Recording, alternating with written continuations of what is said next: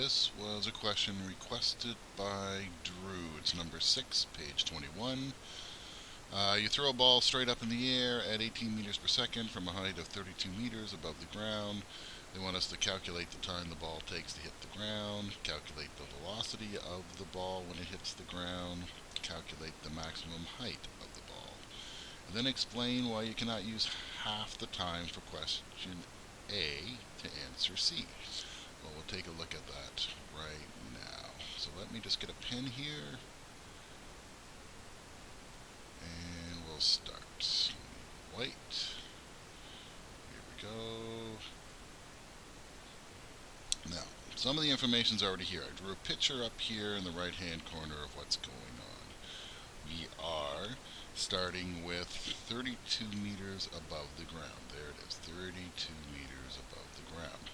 You throw the ball in the air, it reaches a max height, it comes back down. Okay? Well, we can answer number D right away. Why can't you use half? Because it's not symmetric. This is not a symmetric path. The left side does not equal the right side, so you cannot just figure out the total time and divide by 2. It isn't going to happen. Okay? Because it's falling more than it's going up. So let's take a look at question 1. They ask for the time the ball takes to hit the ground. Well, here's the information that you need. Our first speed is 18 meters per second up. Our displacement, our original position, is 32 meters above, so it's positive. And we've always got acceleration, which is gravity, which is down, so that's negative. Remember, always have one way positive, one way negative. Okay? Now, since we're wanting time, we're going to be using this equation right here. So put in the data that you know. Okay? We know that since the ball is going to hit the ground, that's going to be a displacement of minus 32 meters. Okay? We were told that our original speed up was 18 meters per second. Time is what we're looking for, so let's put that in there. We know that the only acceleration is gravity, and that's down, so that's going to be minus 9.8 meters per second squared and delta t.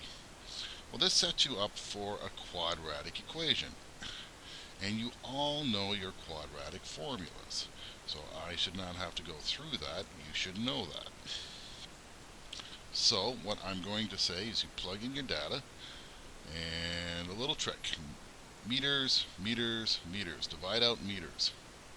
So now I'm left with this minus 32 equals 18, and let's rearrange this a bit. Delta t over s minus 4.9 delta t over s squared. Okay, and let's remember the trick. This so it looks like what you know, that x represent delta t over s. Then all I have to do is just rearrange this equation with that.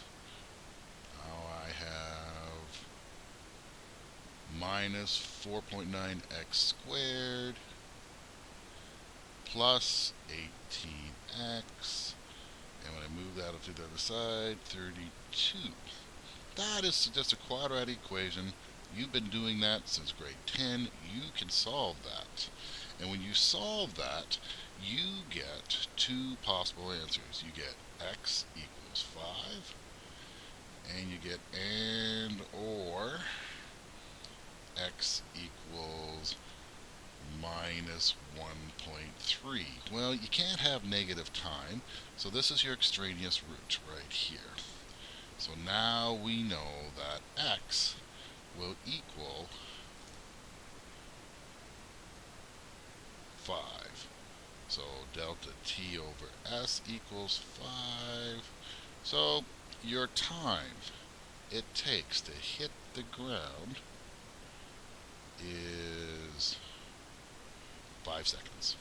Okay, so now we have the ball hitting the ground in 5 seconds. The second part of the question said, well, what is its speed? Again, taking the up as positive and the down as negative, we will solve for the speed it hits the ground, or the velocity it hits the ground. So we know it goes up at positive 18 meters per second. Again, the only acceleration is gravity, which is negative 9.8 meters per second squared. And we know the time now. It's in the air for a total of 5 seconds. So when you solve for this, you get a speed of minus, or a velocity of minus 31 meters per second, which in vector terms means 31 meters per second down. Okay? Next part of the question. Next part of the question asks you, what is the maximum height? Okay? So this is probably the best equation to use. And it's the best equation to use because of the trick we know that what happens at max height. Remember, at max height,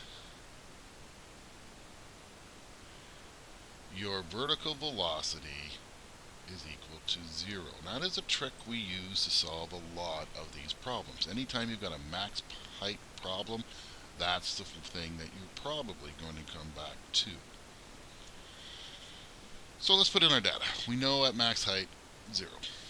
Okay? We know we threw it up at 18 meters per second, and we're going to square that. 2, and again, the only acceleration is gravity, so that's going to be that. And delta D is what we're looking for. That's the height. Okay, rearranging it. On this side, we get minus 324 meters squared seconds squared. Over here, we get minus 19.6 meters seconds squared. And delta D, yeah, I don't know. So just divide out. Notice again your units. The only unit you're going to have left is a meter. Unit analysis usually tells you got it right. 16.5 meters equals delta D. Okay, now that's 16.5 meters at, if you remember, way back at the original drawing, there it is. That's 16.5 right here. Now, if you're just talking about what is the maximum height from the position you threw to 2 significant digits, you could say 17. But if you want the maximum height relative to the ground, then you have to add the 2 together. I like relative to the ground, so relative to the ground,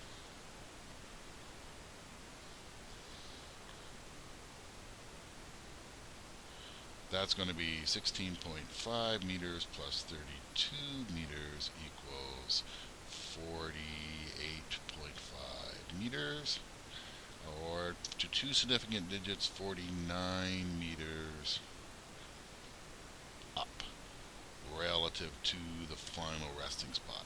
If you want just relative to where he threw it, then it's 17 meters up relative to starting position. And this is a good thing to remember about vectors. Vectors are not absolute. Vectors are always relative to something else. So, when somebody says how high is something, always ask yourself, well, relative to what? And that's what you always have to remember with vectors. They're always relative. Okay, so that is the solution there.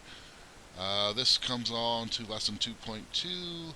Remember your 6 equations here that you should know, and these 2 ideas right here.